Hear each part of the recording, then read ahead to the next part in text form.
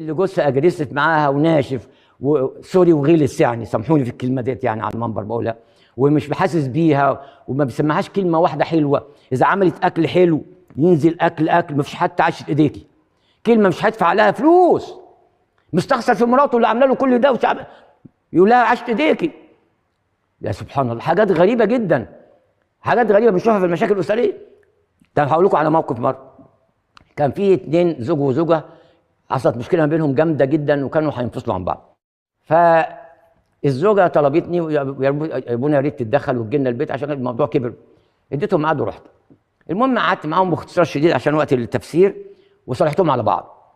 فجوزها بقى قال لي خلاص يا ابونا ما دام صالحتنا نتعشى مع بعض ناكل لقمه عشان يبقى كنا عيش وملح مع بعض انا وهي قدام قدسك ونبقى مع بعض ونبدا صفحه جديده. انا ما بتعشاش عند حد ولا باكل عند حد بصراحه، اذا كنت مسافر بقى فبياكلوني، هاكل فين؟ ماليش بيت، كل بيوت الناس بيوت يعني. فالمهم فانا عشان الحته دي قلت خلاص انا موافق. فطبعا مش فاهمين هيبقى في حاجه. الراجل فاجئ مراته دخلت المطبخ بقى طبعا عماله ايه تدور على هتحط ايه لابونا يعني اول مره. فطبعا جابت جبن وجابت عيش وجابت مش عارف ايه، قعدت تعمل حاجات يعني. المهم لما جابت كام حاجه كده جبن وعيش وبتاع، الراجل قال اتفضل يا ابونا. جوزها، ما بقول لك في مثل يقول لك يموت الزمار وصبعه بتلعب يموت الزمار حاجه مش عايز ما تغيرش لسه من جوه. المهم فاقول لكم اللي جاي. فالمهم قال اتفضل يا ابونا. لو قلت له لا لسه المدام ما جاتش يعني ما في المطبخ لسه، يبقى انا منتظر المزيد فلازم اقول حاضر. اتفضل يا ابونا وراح سابقني قاعد على الكرسي. انا جيت قعدت قال لي اتفضل يا ابونا صلينا عشان ناكل. قلت له مش استنى المدام لما تيجي عشان نصلي وناكل مع بعض. رد عليا بعصبيه قال لي هاخد اذن منها؟ صدقوني لسه مصالحهم. قال لي هاخد اذن منها؟ هي دي الرجوله يعني؟ هي دي الرجوله في نظرك انك ما تاخدش اذن منها؟